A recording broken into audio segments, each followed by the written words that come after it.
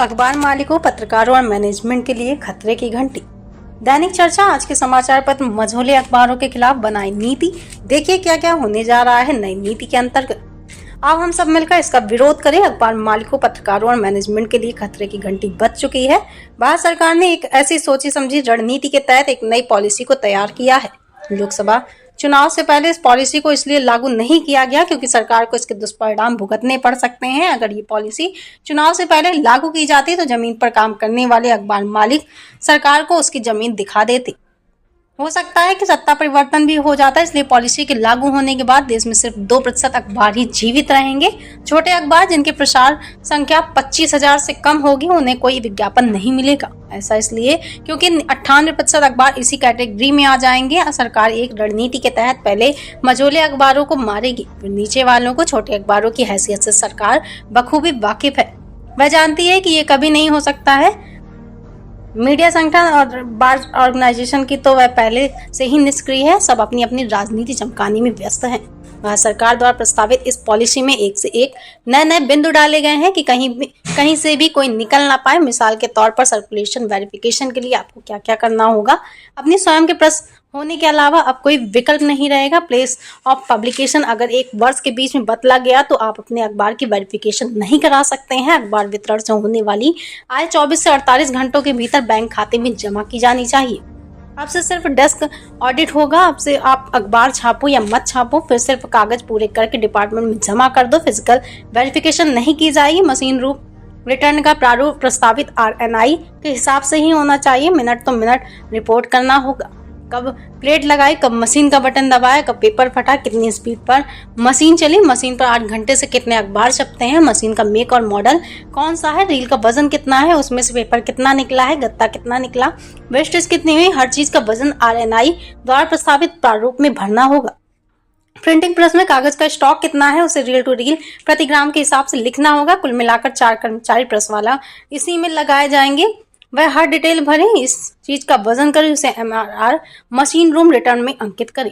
अगर आपकी स्वयं प्रेस नहीं है तो मान के लिए चलिए आप इस प्रक्रिया को पूरा करना तो दूर, इस प्रक्रिया से गुजर भी नहीं पाएंगे। ऐसा इसलिए क्योंकि प्रिंटिंग प्रेस वाले के पास RNI द्वारा एक पत्र भेजा जाएगा जिसमें छपाई से जुड़ा प्रारूप होगा।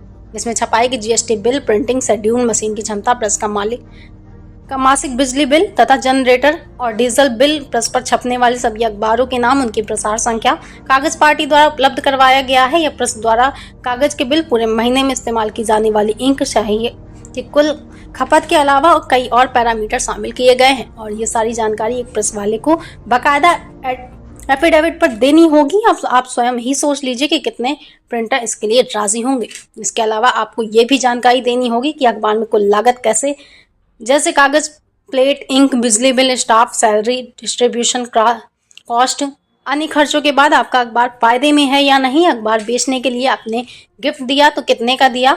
एक रेशियो निकाला जाएगा जिससे ये पता चलेगा कि आपका अखबार फायदे में है या नहीं। अगर फायदे में नहीं है तो ये अखबार चला कैसे रहे हैं। ये तो भारत की सरकार के प्रस्तावित पॉलिसी के कुछ अंश भर है।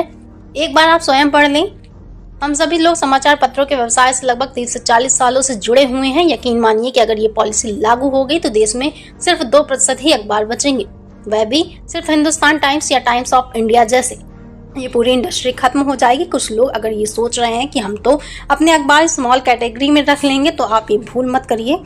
पॉलिसी कभी भी किसी एक व्यक्ति या संस्था विशेष के लिए नहीं बनती है। ये एक सोची समझी रणनीति के तहत लोकतंत्र को खत्म करने की और बढ़ाया गया एक और कदम है।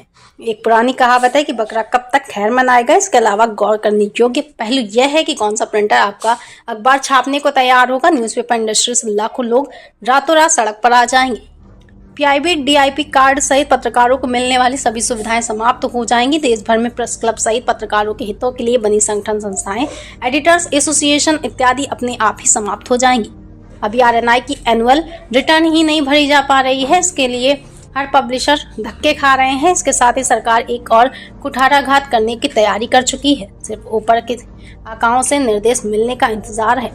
सरकार अखबार के कागज की खपत के बिल मांगे, इंक के बिल मांगे, ये सब समझ में आता है, लेकिन इतनी सारी फॉर्मेलिटीज लगाना असल में अखबार वालों का मनोबल तोड़ने का उद्देश्य है। ज्यादातर अखबार वाले इतनी सारी कागजी कार्यवाही से ही डर का हथियार डाल देंगे, यही सरकार चाहती है। बहरहाल अगर इस पॉलिसी को लागू करने से नहीं रोका गया तो अखबारों के इतिहास का हिस्सा बनते देर नहीं लगेगी। स्वतंत्र लेखक एवं पत्रकारिता क्षेत्र से जुड़े लवलेश पांडे सरकार के इस कदम का विरोध करते हैं। साथ ही साथ सरकार के अनुचित कदम के खिलाफ सभी पत्रकारों को आह्वान करता है कि सभी एकजुट होकर सरकार की नीतियों का विरोध करें। लेकिन चर्चा आज की न्यूज चैनल के माध्यम से एक रिपोर्ट।